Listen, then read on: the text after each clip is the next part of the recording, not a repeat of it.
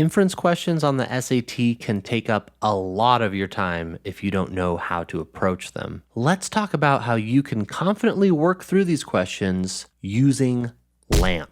I love LAMP. I love LAMP. Round 1.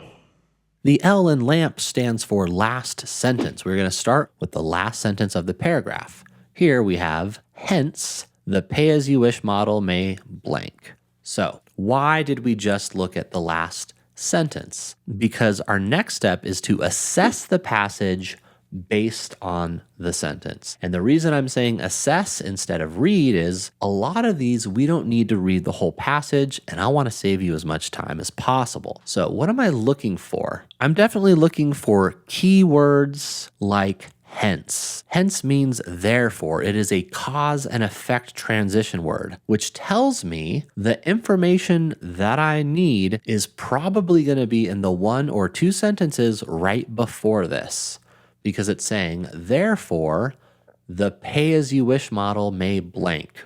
This sentence is starting with but, so I do want to go back one more sentence possibly. We get only about 1% opted to pay for the album, resulting in earnings below expectations.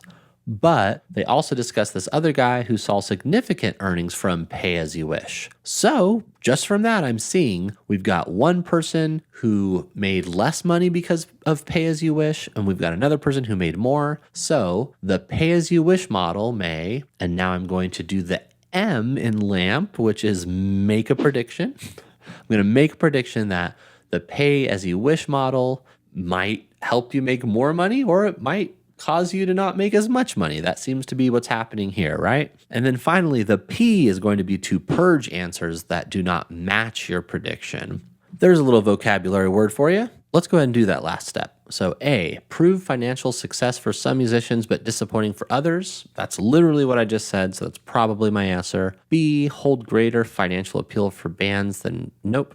C, cause most musicians who use the model to lower the suggested price. Nope. D, more strongly reflect differences in certain. Nope. Yeah, so just like that, using the LAMP method, I've gotten one correct answer. Now, this was an easy question, but let's move on to a medium question and see how the strategy holds up.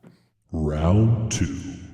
All right, definitely pause the video, see if you can do this one on your own first, using that LAMP method, of course, but let's go ahead and get into it. So our last sentence, pretty long one here, is going to start from however.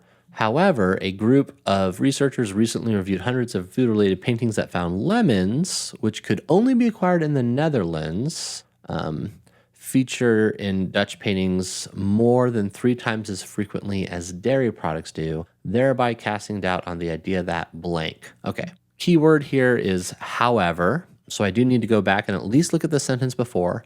Some art historians, noting that dairy products were a major component in the Dutch diet, interpret these depictions as reflections of everyday Dutch eating habits. This one also says these depictions, so I know I'm going to go backwards again. What depictions? Tables filled with large wheels of cheese or carved shards of butter. Okay, so now I have a pretty good understanding.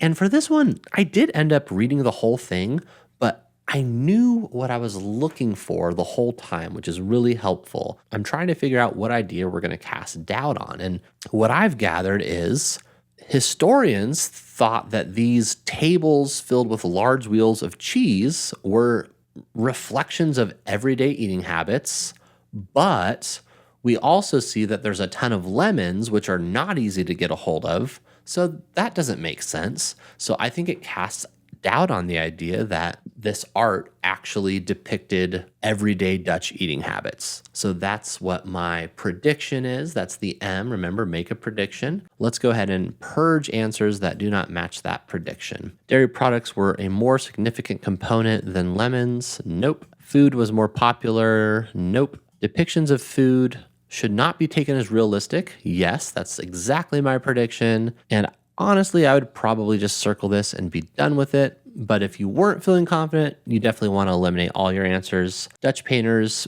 may have depicted foods for symbolic reasons. No. So there you go. The LAMP method is still holding up. Let's see if it can hold up to a hard question. Round 3. All right, we've got a hard question here. Again, I encourage you to pause the video, see if the lamp works for you. I'm going to see if it works for me. Last sentence. Therefore, for a rail to remain viable alternative to short haul flights. Okay, right off the bat, I've got this word therefore, which means cause and effect. So I'm going to go backwards. However, the model suggests that as rail passenger volumes approach current capacity limits, long lead times emerge. All right, and this one starts with however, so I know I'm gonna have to go backwards again.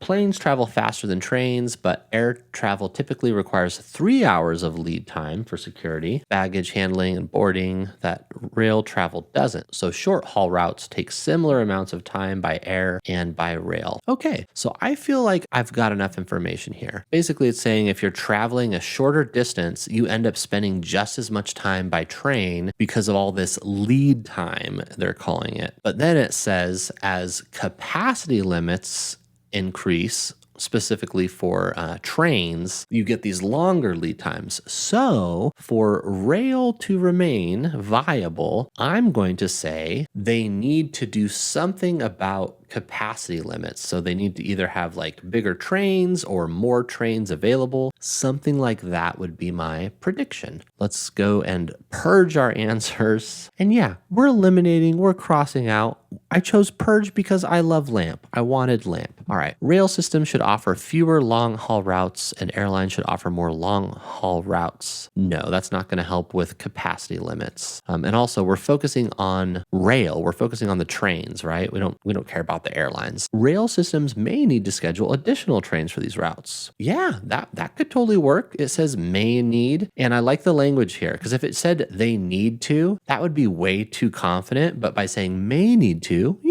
we're making a little inference here, and this is an inference question. C, security baggage handling and boarding procedures may need to be implemented for rail. No, that would make it even worse. D, passengers who travel by rail will need to accept that lead times will be similar. No, it's not on the passengers.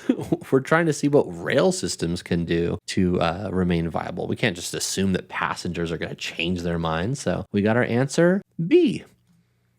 So like me, you probably love lamp at this point, but what about the rest of the English section? Check out this video right here for 5 tips on how you can improve your English score across the board.